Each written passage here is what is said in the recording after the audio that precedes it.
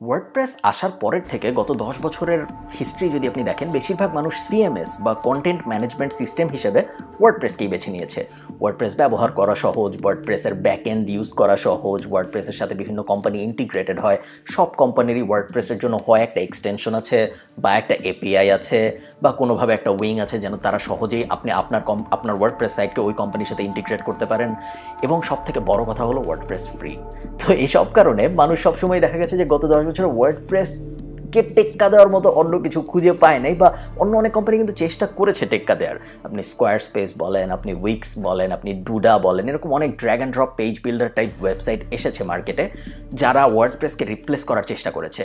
এরা যে একদমই মার্কেট শেয়ার পায় নাই তা না, এরা কিছু কিছু মার্কেট শেয়ার পেয়েছে। এবং স্কোয়ার স্পেসকে আমরা দেখেছি বড় বড় প্রোগ্রাম স্পন্সর করতে, সুপার বোল টাইপ জায়গায় স্কোয়ার স্পেস অ্যাডও দিয়েছে কিয়ানু রিভসকে নিয়ে, বিশাল ব্যাপার। বাট দিন শেষে ওয়ার্ডপ্রেসের সাথে এরা কেউ টেক্কা দিতে পারে নাই। তো আমরা যখন ভাবলাম যে ওয়ার্ডপ্রেস কি আসলে এমনই একটা কোম্পানি যেটা একটা মনোপলি এবং যেটাকে কেউ কখনো টেক্কা দিতে পারবে না, ঠিক সেই সময়ে একটা কোম্পানি আসলো যারা ওয়ার্ডপ্রেসকে টেক্কা দিতে পারলো। এবং শুধু যে টেক্কা দিতে পারলো তা না, সব এমন একটা ক্যাটাগরিতে টেক্কা দিল যেই ক্যাটাগরিটা সবচেয়ে কম্পিটিটিভ ক্যাটাগরি, যেটা হলো ই কমার্স ইন্ডাস্ট্রি। যে কোম্পানিটা এই টেক্কাটা দিতে পারলো সেই কোম্পানিটার নাম হলো শপিফাই। আজকে আমরা কথা বলবো শপিফাই নিয়ে। ওয়েলকাম আজকের হোয়াইট শার্ট শোতে।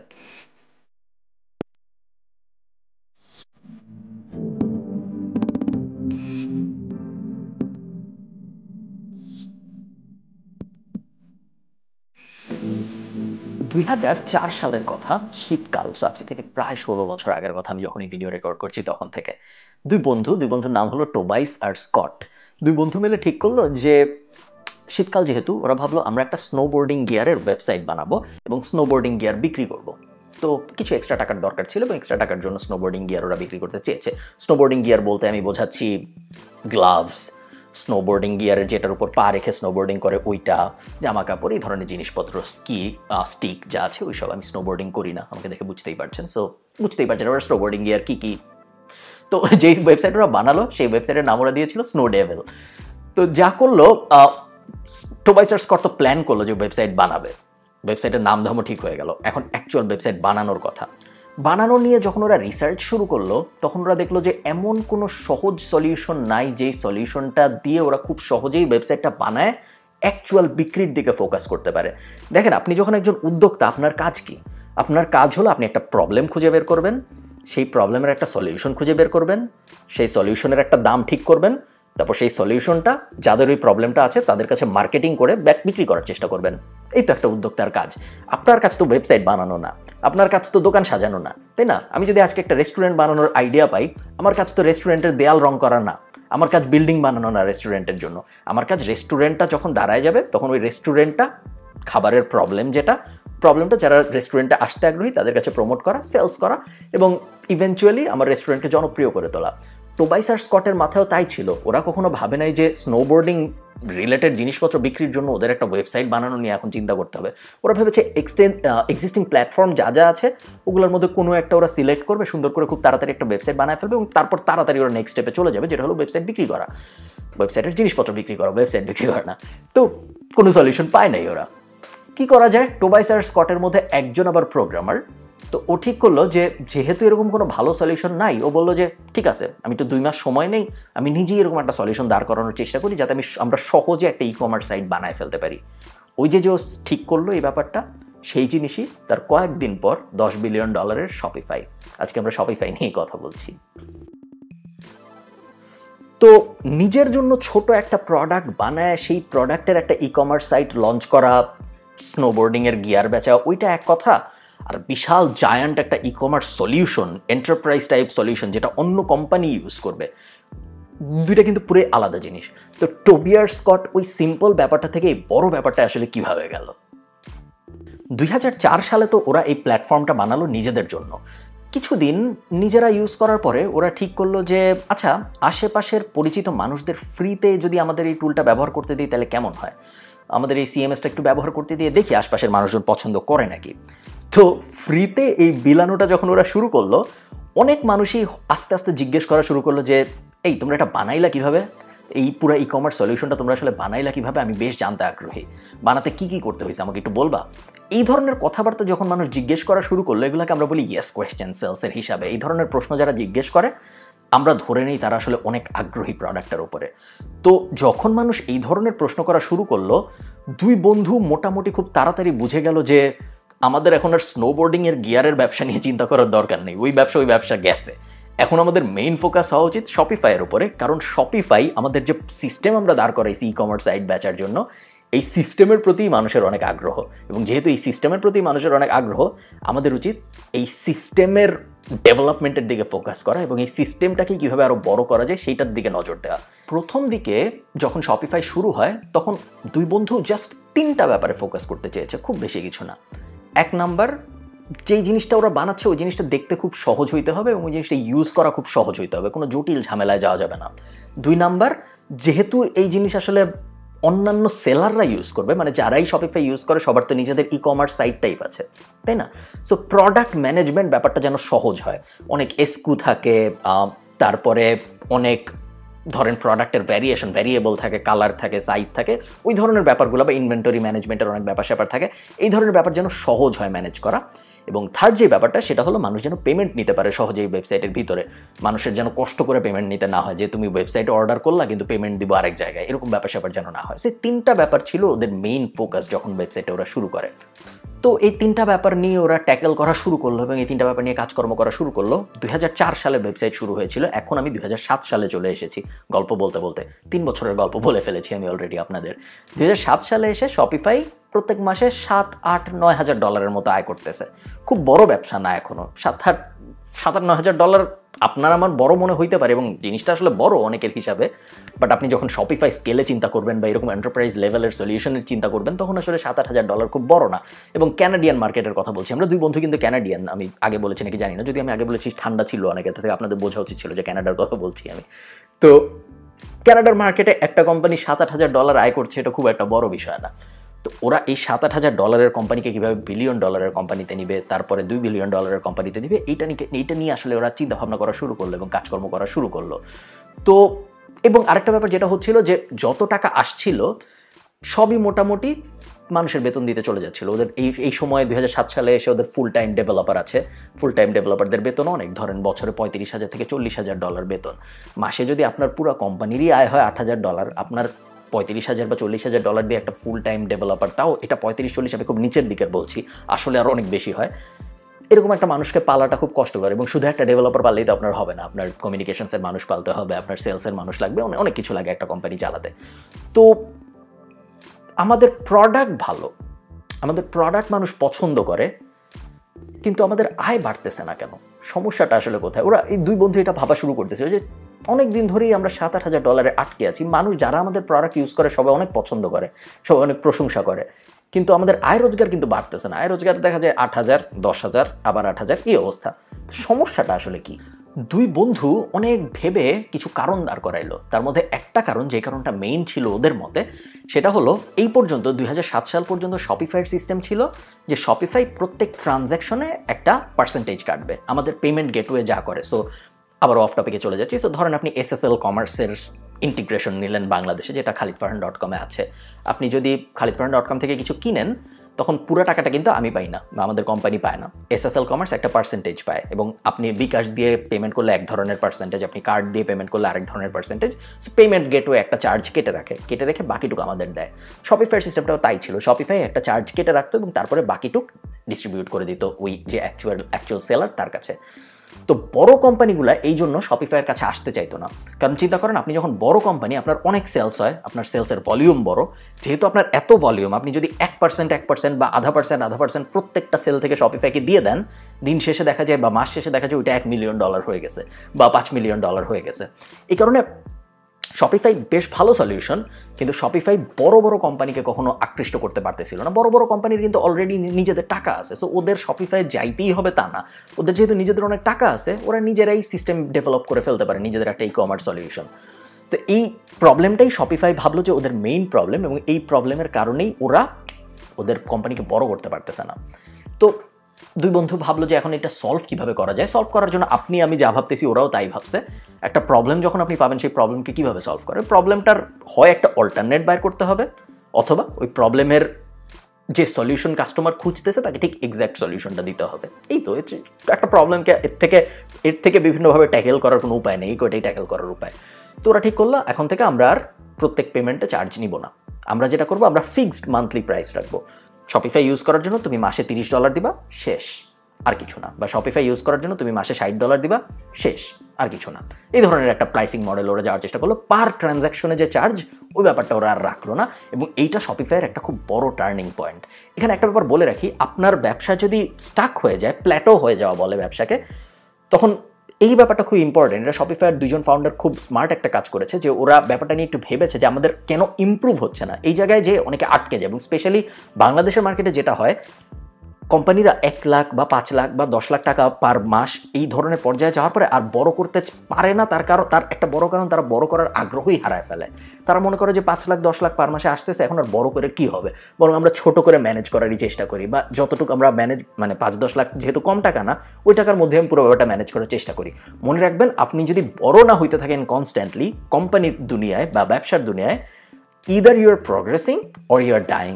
কখনো ওই ব্যাপারটা নাই যে আমি ভেসে থাকবো, হয় আপনার সাঁতার কাটতে থাকতে হবে বা আপনি আস্তে আস্তে ডুবে যাবেন। ওই ব্যাপারটা একটু বলে রাখলাম আমি। তো এই একটা মাত্র ডিসিশনের কারণেই 2007 সালে $8,000 প্রতি মাস থেকে শপিফাই 2008 সালে এসে মাত্র 1 বছর পরে প্রতি মাসে প্রায় $60,000 মতো আয় করা শুরু করে দেয়। এখন $60,000 অনেক, বাট $10 বিলিয়ন এবং $60,000 পার্থক্য অনেক। আজকে তো আসলে শপিফাইয়ের দাম আরও বেশি, বাট আমি ওই সময়ের কথা বলছি। তার ঠিক কয়েকদিন পরে শপিফাই $10 বিলিয়ন হিট করে। সো এই $60,000 থেকে $10 বিলিয়ন ট্রান্সফারটা কীভাবে হয়, বা ওরা পরবর্তী স্টেপে আসলে কীভাবে যায়। আসলে একটা ডিসিশন নাই যে একটা ডিসিশনের কারণে ওরা $60,000 থেকে $10 বিলিয়ন দিকে গেছে। অনেকগুলো ছোট ছোট ডিসিশন আছে, এবং ছোট ছোট ডিসিশন অনেক সময় আমরা নোটিস করি না, বাট কোম্পানির ক্ষেত্রে ছোট ছোট ডিসিশন অনেক বেশি ইম্পর্টেন্ট হয়ে যায় অনেক সময়। যেমন ধরেন 2008 সালে শপিফাই ঠিক করলো যে ওরা ওদের এপিআই পাবলিকলি রিলিজ করে দেবে, যে জিনিসটা ফেসবুকও কিন্তু করেছিল এক সময়। ফেসবুকে আপনারা যারা আর্লি ফেসবুক ইউজ করেছেন 2009, 10, 11, 12, 13 ওই সময়ের দিকে যারা ফেসবুক ইউজ করেছেন, তারা জানেন ফেসবুকে থার্ড পার্টি অনেক গেম বানাতো। আমরা ওই সময় ফেসবুকের ভিতরে অনেক গেম টেম খেলতাম। এখন তো ফেসবুকে কুইজ টুইজ ছাড়া সেরকম গেম নাই, বাট ওই সময় অনেক ফেসবুক গেমিং হইতো। ফেসবুক যেটা করেছিল, থার্ড পার্টিকে অপশন দিয়েছিল যে তোমরা আসো, ফেসবুক প্ল্যাটফর্মের ভিতরেই তোমরা গেম বানাও। শপিফাই ঠিক এই কাজটাই করেছিল 2008 সালে। ওরা বললো যে থার্ড পার্টি কোম্পানি যারা ডেভেলপাররা কাজ করতে চাও চলে আসো, আমরা এপিআই রিলিজ করে দিচ্ছি, তোমরা তোমাদের প্ল্যাটফর্ম, তোমরা যারা যা বানাইতে চাও, ইনভয়েসিং টুল বানাইতে চাও বানাও, শপিফাইয়ের ডিজাইন চেঞ্জ করার জন্য কিছু বানাইতে চাও বানাও, তোমরা শপিফাইয়ের হেডার চেঞ্জ করার জন্য, ফুটার চেঞ্জ করার জন্য, পপ আপ বানানোর জন্য, ইমেল সিকোয়েন্স বানানো, বেসিক্যালি তোমার যা ইচ্ছা তুমি বানাও, সব কিছুই আমরা এখন শপিফাই অ্যালাউ করবো। এই কাজটা ওরা যখন 2008 সালে করে, তখন হাজার হাজার ডেভেলপার শপিফাইয়ের প্রতি আগ্রহ হয় এবং শপিফাইয়ের জন্য সলিউশন বানানো শুরু করে, এবং শপিফাইয়ের ভিতরেই তারা ওই সলিউশন বিক্রি করবে, এই ধরনের একটা প্ল্যান শুরু করে। এই ব্যাপারটা খুব বড় একটা কারণ শপিফাইয়ের গ্রো করার পেছনে। আরেকটা ব্যাপার যদি আপনি ভাবেন, 2010 সালে শপিফাই অ্যাপ রিলিজ করে, শপিফাইয়ের প্রথম। আজকের দিনে 2020 সালে এসে আমাদের অ্যাপ মনে হয় কোনো ব্যাপারই না, তাই না? একটা অ্যাপ রিলিজ করা এমন কোনো বিশাল ব্যাপার না। কিন্তু 2010 সালের কথা যখন আমি বলছি, 2009 সালে মাত্র স্মার্টফোন আসে, তার 1 বছর পরে যে শপিফাই যখন একটা অ্যাপ রিলিজ করে, এবং সেলাররা যখন দেখে যে মোবাইলেই আমি একটা কিছু ডাউনলোড করে ফেলতে পারবো স্মার্টফোনের ভিতরে, এবং মোবাইলেই আমি দেখতে পারবো আমার বিক্রি হচ্ছে নাকি হচ্ছে না, টিং টিং করে মোবাইলে নোটিফিকেশন আসবে কিছু বিক্রি হইলেই, বিশাল ব্যাপার। এরকম আরেকটা ডিসিশনের কারণেও শপিফাইয়ের সেলস বেড়ে যাওয়া শুরু করে দেয়। 2011 সালে এসে শপিফাই ভাবে যে আচ্ছা, অনেক মানুষ আছে যারা শপিফাই আসতে চায় কিন্তু আসলে বুঝে না শপিফাই কীভাবে আসবে। যদিও শপিফাই অনেক সহজ, তারপরেও একটা লার্নিং কার্ভ আছে। এবং স্যাস টুলের ক্ষেত্রে, সফটওয়্যার অ্যাজ আ সার্ভিস, স্যাস টুলের ক্ষেত্রে যেটা হয়, বলা হয় যে অনবোর্ডিং প্রসেস যত সহজ হবে আপনি কাস্টমারকে যত সহজে বুঝাইতে পারবেন আপনার সফটওয়্যার দিয়ে আসলে কীভাবে তার হেল্প হবে, তত তার চলে যাওয়ার চান্স কমে যায়। তো এই কারণে 2011 সালে শপিফাই এক্সপার্টস নামে একটা সার্ভিস শুরু করে, যেই সার্ভিসের মূল কাজ ছিল যে মানুষকে আনার পরে তাকে বুঝানো, তাকে এডুকেট করা। এটা একটা এডুকেশন টাইপ প্ল্যাটফর্ম ছিল, এবং মানুষকে যত ধরনের হেল্প দেওয়ার দরকার, তোমার স্টোর সেট আপ করতে হবে, শপিফাই এক্সপার্টরা হেল্প করবে।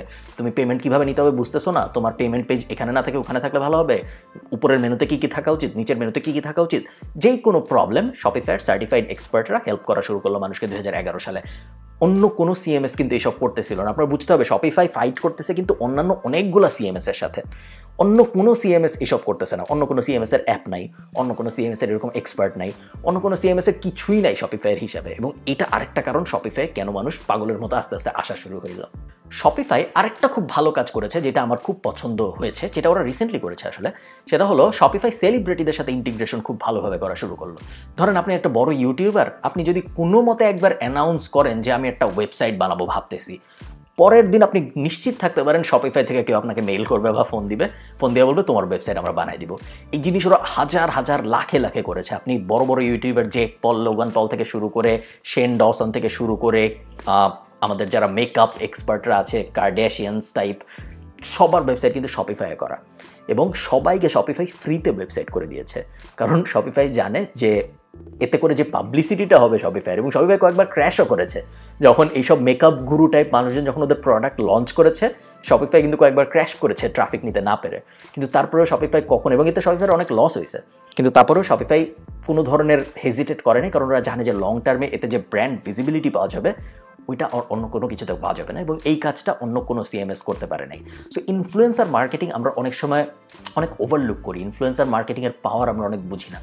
কিন্তু যদি আপনি ঠিক সময়ে ঠিক ইনফ্লুয়েন্সারের সাথে টিম আপ করতে পারেন তাহলে, এবং ওই ইনফ্লুয়েন্সার যা করছে তা যদি আপনার টপিকের রেলেভেন্ট হয়, যেমন ধরেন কথার কথা একটা ইউটিউবার ধরেন একটা পাবলিক ইভেন্ট অর্গানাইজ করতেছে, ওখানে যায় যদি শপিফাই বলে আমরা এই পাবলিক ইভেন্টের স্পন্সর, আমরা পাবলিক ইভেন্টে যারা আসছে সবাইকে শার্ট দিব, তাতে কিন্তু আসলে তেমন কোনো লাভ হয় না। এবং আমাদের বাংলাদেশের বেশিরভাগ কোম্পানি এটাই করে, আজাইরা স্পন্সর করে। আপনি কোন ইভেন্ট, আপনি চিন্তা করেন আপনি লাস্ট 10 বছরে কোন কোন ইভেন্টে গেছেন, 10 ইভেন্টের কে স্পন্সর ছিল আপনার মনে আছে? মনে নেই, কারণ এতে কিছু যায় আসে না।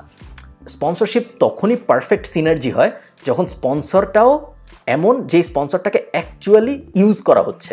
সো একটা সেলিব্রিটি যখন একটা পাবলিক ইভেন্ট অর্গানাইজ করতেছে, ওখানে যে আপনি শার্ট বিলাইলে কোনো লাভ নেই, কিন্তু ওই সেলিব্রিটি যখন ওয়েবসাইট বানাচ্ছে তখন যদি শপিফাই যে ওয়েবসাইটটা বানায় দেয়, শপিফাইয়ের মেইন কাজও ওয়েবসাইট বানানো, শপিফাইয়ের মেইন কাজ কিন্তু শার্ট বানানো ছিল না।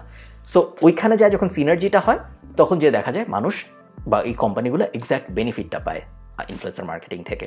আচ্ছা, অফ টপিক, যেই প্রোগ্রামিং ল্যাঙ্গুয়েজটা ব্যবহার করে ওরা শপিফাই দাঁড় করিয়েছিল প্রথমে, সেই প্রোগ্রামিং ল্যাঙ্গুয়েজটার নাম হলো Ruby on rails. Ruby on rails কিন্তু বেশ জনপ্রিয় একটা প্রোগ্রামিং ল্যাঙ্গুয়েজ, এবং আমি এখনও রেকমেন্ড করি যারা প্রোগ্রামিং শিখতে আগ্রহী তারা রুবি অন রেলস নিয়ে ঘাটাঘাটি করতে পারেন। কারণ মোটামুটি কন্টিনিউয়াসলি গত 2-3 বছরে প্রোগ্রামিং ল্যাঙ্গুয়েজের র্যাঙ্কিং হয় যে কোন প্রোগ্রামিং ল্যাঙ্গুয়েজ শেখা থাকলে আপনার ক্যারিয়ার সবচেয়ে ভালো হবে, কোন প্রোগ্রামিং ল্যাঙ্গুয়েজ শেখা থাকলে আপনার আয় করার চান্স বেশি, বা প্রোগ্রামারদের যখন অ্যাভারেজ স্যালারির ওই সংখ্যাতত্ত্বের হিসাব বিকাশ হয়, তখন প্রতি বছরই মোটামুটি ইদানিং দেখা যাচ্ছে যে রুবি অন রেলস যারা জানে তাদের আয় অন্যদের থেকে বেশি হচ্ছে।